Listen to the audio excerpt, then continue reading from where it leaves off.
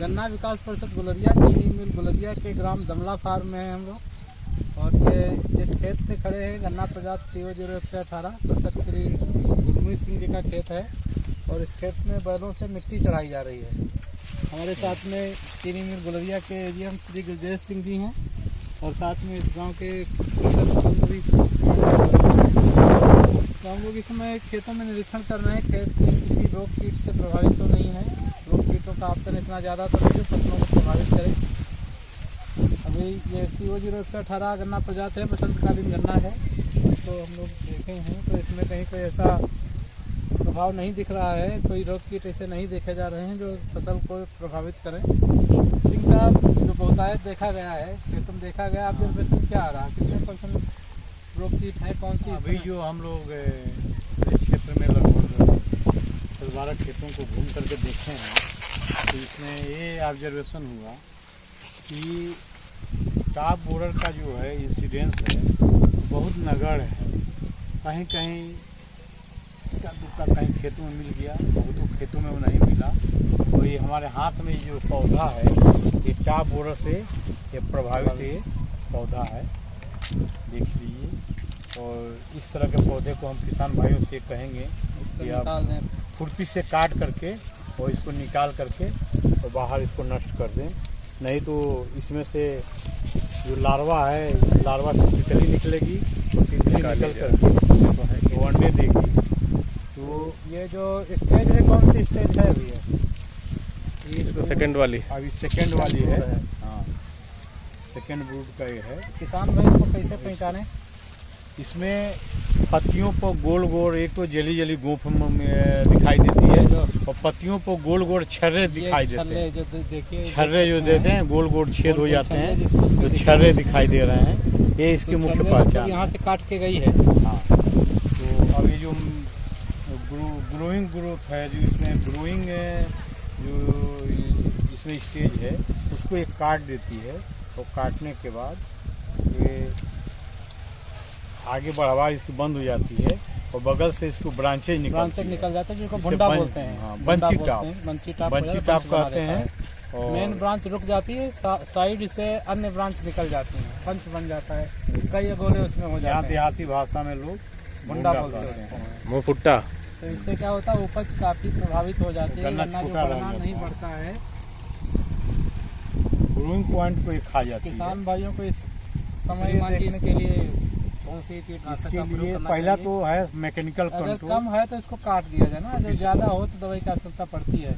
अगर कहीं आपकी 100 में एक आधा दिख रहा है, 100 गन्ने हैं तो उसको खुरपी से निकाल के अलग किया जा सकता है और काट लें, उसको बाहर कर लें। बोला सही। आप केमिकल कंट्रोल में आप कोराजन या गन्ना सोसाइटी के तरफ से भी का कोराजन का एक कंपोजिशन मिल रहा है, उसे आप डाल दें और पानी लगा दें।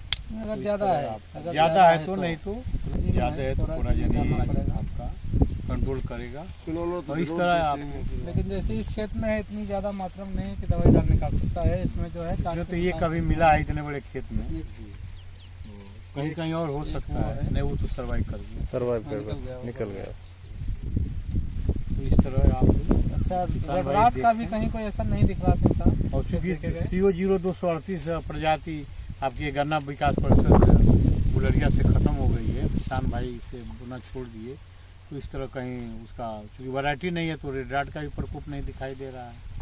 हालांकि हम लोग फिर भी अवेयर रहना है हम लोगों को। कहीं अगर एक आध प्लाट है तो उसके प्रति हम लोग सजग हैं और देख भी रहे हैं।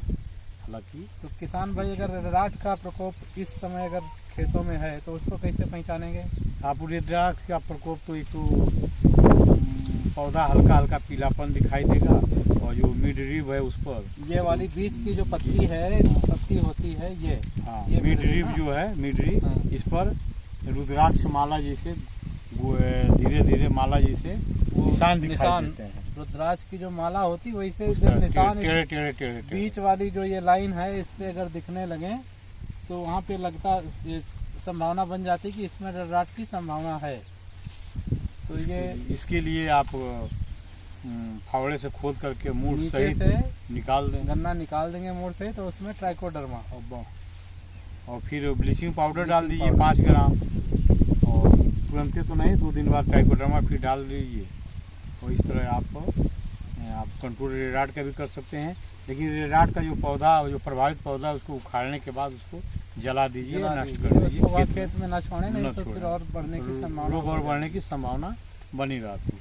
अच्छा, ये 2 चीज़ों में। इसके अलावा इस समय कौन आप लोग इस समय जो क्रिया चल रही है, आप इसे मिट्टी चढ़ा रहे हैं, तो पोटाश डाल करके मिट्टी चढ़ा रहे हैं, 2 बोरी पर एकड़ डाल करके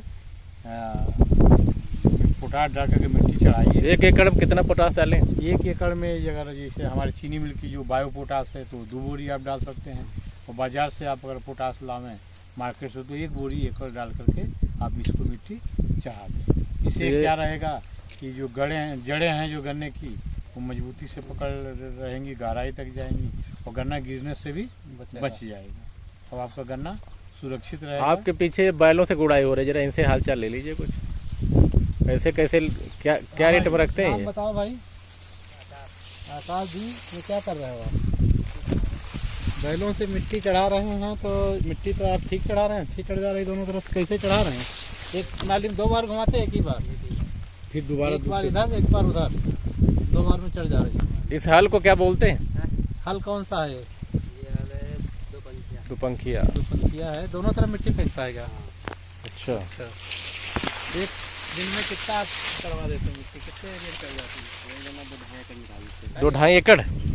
तो ये किराए पे चला रहे होंगे आप? किराए पे चला है। किराए 1 एकड़ का कितना लेते हो? हाँ, 1 एकड़ का ले लेते हैं 700 रुपये एकड़। इससे ये है बड़ा गन्ना हो जा रहा है तब भी मिट्टी चढ़ जा रही है। हाँ, बड़ा ट्रैक्टर से काम नहीं कर सकते थे। हाँ। इससे भी बड़ा गन्ना हो जाए तब भी। इससे भी बड़ा हो जाएगा तब भी।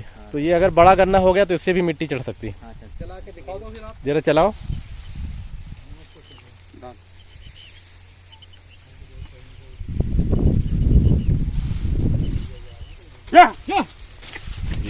मारना। ये मिट्टी चढ़ रही है इससे, देखिए।